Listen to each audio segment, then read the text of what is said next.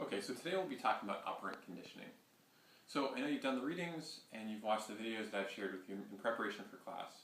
And so now I'm going to ask you to take out your phone or your computer and we're going to engage in a muddiest question exercise where I best understand which points could use the most clarification within our lecture today. So if you don't mind just taking a minute to do that, that would be really helpful for me. Okay, I'm looking at the results right here and it looks like, for most folks, distinguishing between positive and negative in the context of reinforcers and punishers would be really helpful. And I think it's a really common area of misperception, and I'd be really happy to take time today to focus more on that. So just to jump in, when we think about operant conditioning, we think about outcomes as a means for determining behavior. So Skinner and Thorndike, they suggested that looking at outcomes is the best way to shape and determine behavior. And so in terms of those outcomes that we're talking about, there are outcomes that increase behavior, which are, yeah, exactly, reinforcers, and outcomes that decrease behavior. Thoughts as to what we're talking about there? Yes, exactly, punishers. And so again, the presence of a reinforcer suggests that that behavior is more likely to occur going forward, and the presence of a punisher suggests that that behavior is less likely to occur going forward. Now, when we're talking about the distinction between positive and negative, I see several comments from the poll everywhere that suggest that there are questions about the paradoxical nature of a positive punisher, and that we typically think about positive being good and punisher as not being so positive. In fact, when we talk about positive, we just mean that something is added. And when we talk about negative, we mean that something is taken away. So an example of a positive punisher may be a parent spanking their child after misbehavior. Something is added to make it such that that behavior is less likely to occur going forward. And so when we talk about, and we'll talk more about positive and negative going forward, and when we talk about this framework, oftentimes we use an SRO learning type of model. S being the situation, R being the response, leading to some outcome O. And it's helpful for us to talk about it in these terms often. So, just to review, punishers, reinforcers. Reinforcers make it such that the behavior is more likely to occur. Positive when something is added, negative when something is taken away. And punishers make it such that behavior is less likely to occur.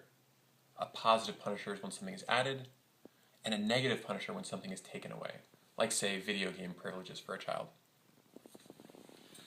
So, what I'd like you to do now is to split the room into quarters.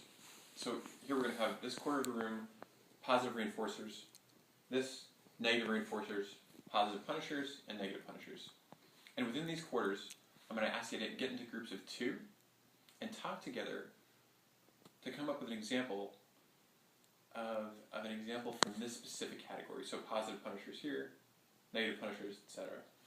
And what I'd like you to do is think about it in that SRO framework, situation, response, outcome framework. And I'd like you to talk about it for a minute with your partners and come up with an example. Positive reinforcers here, negative reinforcers, and so on. And with your partner, come up with an example within this SRO framework. Okay, now that you've done that, I'd love for each category for a few different pairs to share their examples with us, from the positive reinforcers all the way through. So let's start here. Any good examples in that SRO framework for a positive reinforcer? Great. Okay, so now that we've done that, and now that you're all experts in terms of positive and negative punishers and reinforcers, I'm going to have you do something a bit more applied. So what I'm going to ask you to do is identify the S, the R, and the O in this situation. So the scenario is as follows. A father is in the supermarket with his 3-year-old daughter. As they are checking out, the daughter sees candy bars and asks for one.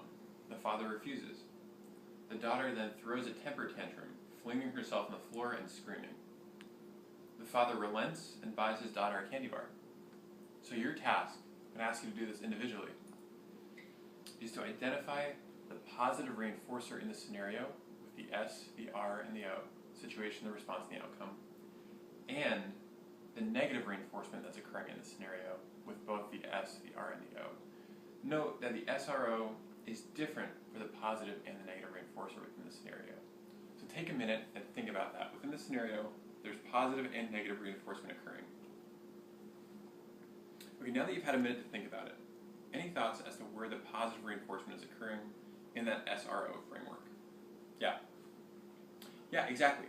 So the S situation is that the father is saying no. The response is that the daughter is throwing a tantrum. And the outcome is that the father buys a candy bar, thereby reinforcing that tantrum behavior. Alternatively, the negative reinforcement occurs within the situation where the tantrum is occurring. The response is that the father is relenting, and the outcome is that the daughter stops crying. So she's reinforcing his behaviors by removing that negative stimulus, her tantrum. So now that you have a sense for the roles of reinforcers and punishers in shaping behavior, I'd like to talk for a minute about why this matters. So what I'm going to share with you is a cognitive behavioral framework. This is cognitive behavioral therapy, CBT, which is the most widely used evidence-based therapy for a range of psychological disorders, from depression to anxiety to substance use. And I'm going to talk about the way in which the principles of operant conditioning really are in play within this model. So the way it works is that there are three different vertices: thoughts, feelings, and behaviors. How we think influences how we feel influences how we behave, how we feel influences how we think. They're all interrelated. And so in a depression framework, imagine someone who's having trouble getting out of bed in the morning, wakes up in the morning and kind of has that down feeling inside. What feeling are they experiencing when you don't want to get out of bed? Yeah, sadness, anxiety. So a person's feeling sad, feeling anxious. What thoughts do you think that he or she is having about the day ahead? Any thoughts? Yeah. Right, exactly. Yep, I don't want to face the day. I can't do this. It's going to be a bad day. Can't do this, it's going to be a bad day. I don't want to face the day. So given how interrelated our feelings are with our thoughts, with our behaviors, what behavior do you think is likely to result as a product of having these thoughts and feelings? Yeah, exactly. Call in sick. Pull the covers back up and stay in bed. So that's what the person does, and flash forward that night, it's 8 o'clock that night, the person's still in his bathrobe, he's watched a lot of Law and Order all day. That sadness, that anxiety, is that gone away now? No. In fact, I'd argue that there are now secondary emotions that are occurring. Things like guilt, shame, regret. And so what I wonder is, I think about B.F. Skinner, the father of behaviorism, who said, we don't do anything more than once unless there's a reward for it.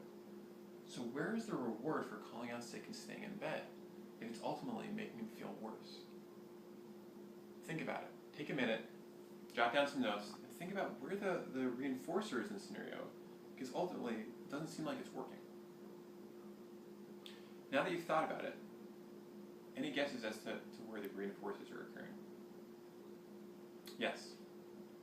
Yeah, exactly. In that moment, you call out sick and you hang up the phone, this big feeling of relief. I don't have to face the day now. It's a negative reinforcer. That stimulus that is so aversive, having to go to work, having to face the day, is now off the table. And it's making it so that behavior is going to be more likely going forward, because in the short term, it works. And so what psychologists have done, they've capitalized on the principles of these operant conditioning principles to figure out how to help people start a new cycle and break this cycle that really, as we can see, long term, it doesn't work. And so what they've done is they've come up with a therapeutic intervention called behavioral activation, really, again, capitalizing on these behavior principles. And they help people to get out of bed, take a shower, get out of the house, engage in activities that are leaving them feeling accomplished, or some sense of achievement, or fun, or pleasure. And the thing is that the more people are engaging in activities, even if they don't feel like it, engaging in mood-independent behaviors, that they're going to start feeling better. And the more people feel better, and the more people feel accomplished and good about themselves, the more likely they are to keep engaging in those behaviors. It's positive reinforcement. And so again, what we're highlighting here is the ways in which operant conditioning can be really helpful and beneficial in both atheoretical settings and more applied ones as well.